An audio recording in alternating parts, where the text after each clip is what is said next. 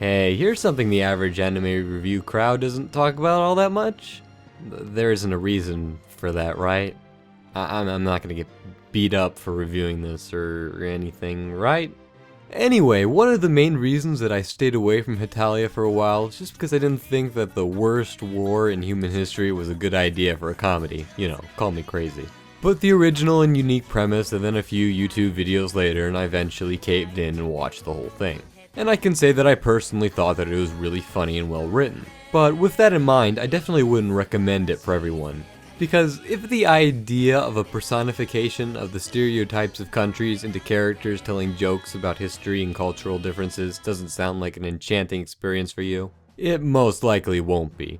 But as for everyone else, I have some good news for you. As I said previously, the premise is what I see as the reason why this anime has become so successful, with the main reason just being how unique it is in all departments. Not that this is a bad thing by its own nature, but a lot of anime have sort of a typical slice of life, etc. take place in a normal high school or something that is much like it, or something that follows along the same lines. Hetalia is really a show that is extremely unique and original in pretty much every way. I can't think of any other professionally made comedy based around the personifications of countries, which it takes full advantage of to create one of the most unique and well-defined comedies out there. Sure, there have been personifications of countries in the past, but those weren't really made to be funny, only really in political satire. And as for anime and, well, most everything else, there really isn't anything like it, which really gives it a strong identity and originality to it. I mean, there's a lot of comedies out there where the writers base all their jokes about making fun of political views, etc. they don't like. Which, the conflicting viewpoint of myself is really a reason I try to stay away from some of these, rather not risking the whole mad thing when I'm trying to watch a comedy. Just me, though. But this was never the case with Hetalia. It felt like the creators were just trying to make jokes and have a good time. Not, you know, become the ultimate voice of justice and save the world, Batman style. I mean, the anime never always singles out a single country or sets of countries that they don't like, and then proceeds to just make fun of them at any chance they get, while the whole time just showing positives of the countries they do like. Yeah, they definitely do poke fun at characters, but they aren't selective about it. Heck, they pretty much make fun of everyone at some point. Another thing that was handled absolutely perfectly was while they did have a very large cast, they all felt unique and very diverse. Mainly because it is extremely hard to have a large cast of characters and have them all stand out with traits that separate all of them. The result of this being we end up forgetting a lot of them and they all just blur off into the background. I can definitely think of several animes that have stumbled in this department. But as for Hetalia, all the characters stand out mainly because they're all based off of their respective stereotype. There aren't any countries that act identical or felt like they were copying and pasting ideals between them. For example, if you handed me a large bat of dialogues from the show, it would be rather easy for me to piece it out who it came from. Now, I can see the aspect of them being based off of stereotypes being a bad thing for some people. Well, first of all, it's part of the whole joke of the show, and second, there's a big difference between poking fun at a stereotype and using the stereotype to generalize, belittle a people, belief, country, etc. Although, for Hetalia, it never fell into this trap. The stereotypes seem like they were made to be likable and defined as a character. While they do make fun of them all in separate ways, they also show positive traits to every single one of them. Kind of in the same sense as a normal sitcom, in this way that we're laughing at the situations and not really looking down on the characters. Just because you're making a joke at someone doesn't directly mean you're trying to belittle them. The stereotypes gave them well-defined traits and tied into the concept of the anime. But also at the same time, they weren't there to create hatred. For example, if you look at a stereotype you hate, I can guarantee you that there isn't a single trait that stereotype shows that is positive. Which is not the case here since the characters all have likable and positive traits to go along with their flaws. Bad stereotypes have the goal of hatred, but Hetalia used stereotypes to create definable and likable characters. The best example I can think of is Italy himself. Because they do show him as a coward, always running away, needing others' help, being an airhead, and being obsessed with pasta. But at the same time, he's also very nice, kind, and caring to the people around him. Actually, he's probably the nicest character in the whole show. A stereotype of hatred wouldn't show any positive traits at all, because that goes against the end goal. And the same thing could be said with all the other countries. They all have problems, faults, etc., but they also have positive traits and likable moments to go along with that. This keeps the jokes from being nice and likable and not turning into some crazy hate fest. Every now and then they also have some really heartwarming moments with the characters, which just makes them even more likable.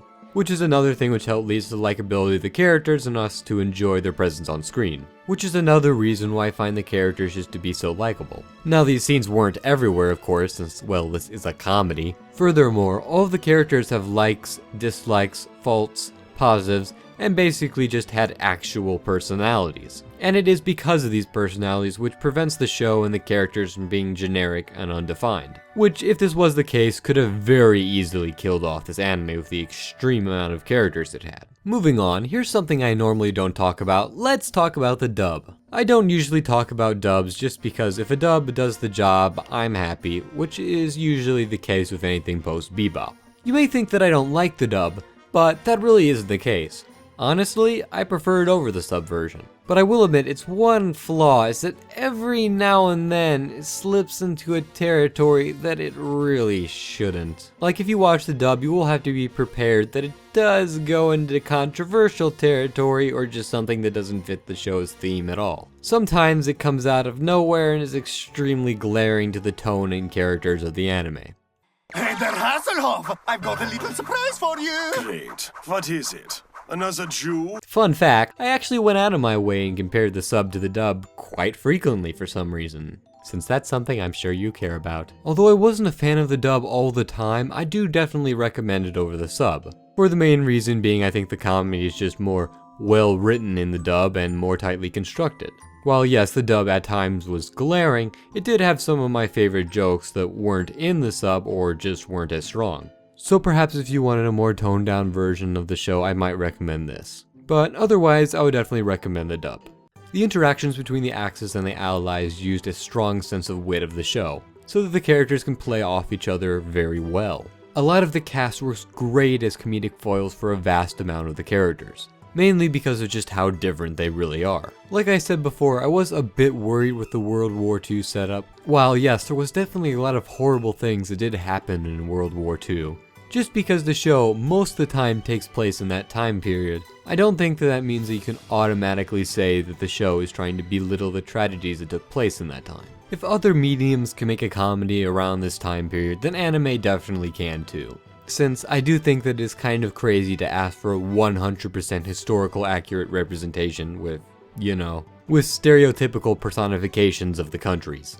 It's also important to know that the characters are based off of poking fun at stereotypes and aren't only constructed from that time period, but rather the country's whole history and stereotype around it. While yes, the show does have the Axis as the main trio, the show is never really approving of the actions of the Axis, or make jokes out of events it shouldn't. Well, unless you take into account the dub a few times. To be fair, having the name Axis Powers as the title might be a little misleading since the anime likes to jump around the timeline a whole lot.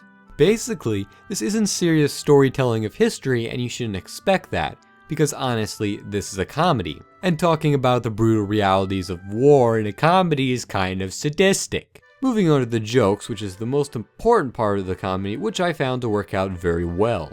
One of the main differences here is that they can use jokes from history as well as just basic interactions. Being a fan of history myself, I really enjoyed the references to actual historical events and country relationships. And I'm not just talking about the events they actually tell you are actual historical events. Some jokes are just based off of actual historical events and they won't even tell you. Which ironically shows just how much thought and research went into a show that from a basic summary looks like it has none.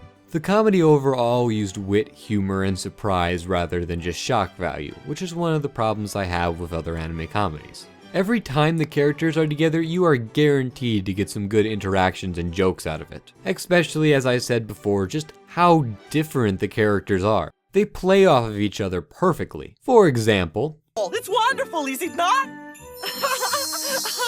What the bloody hell is that? It's some lunatic flying around in a crazy foolish plane. I pulled an all-nighter making them by hand. It's handmade? And you can also use them with the girls you date. Hey! If I'm not here, you have to leave Italy alone! Get back over here! If you hit him again, I'll teach Mohandas Gandhi about passive resistance! I'll take over. I'll smack, smack, smack, smack, Hey! Scheiße! That fine-loving Dummkopf got away! smack, smack, smack. Hey, hold on a sec, Bulgaria. Aren't you part of the Axis? Yeah, but take a look at him and tell me you haven't wanted to do the same thing.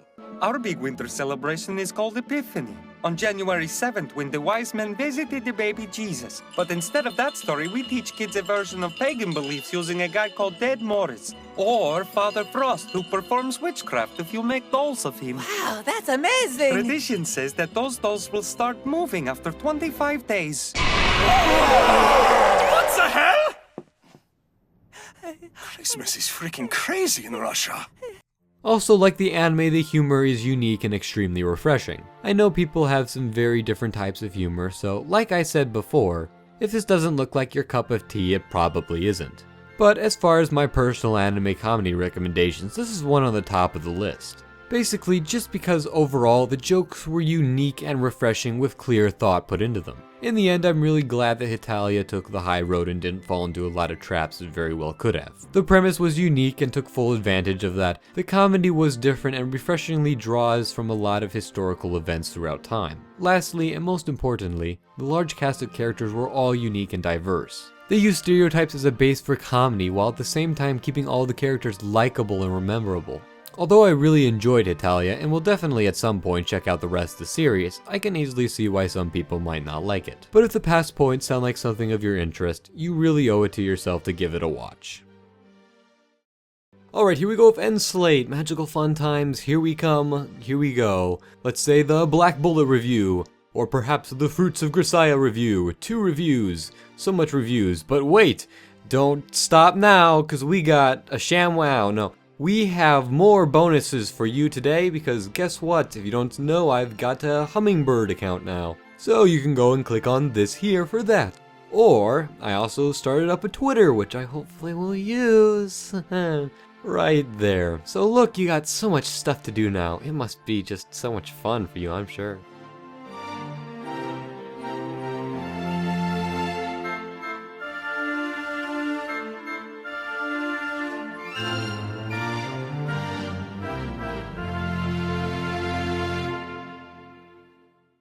Because bad stereotypes have the gold of hatred, but Hetalia used... What? Hetalia? Hetalia? Hetalia? Hetalia? I wonder how racist that sounds in editing. Bad stereo... Oh, I say Hetalia one more time.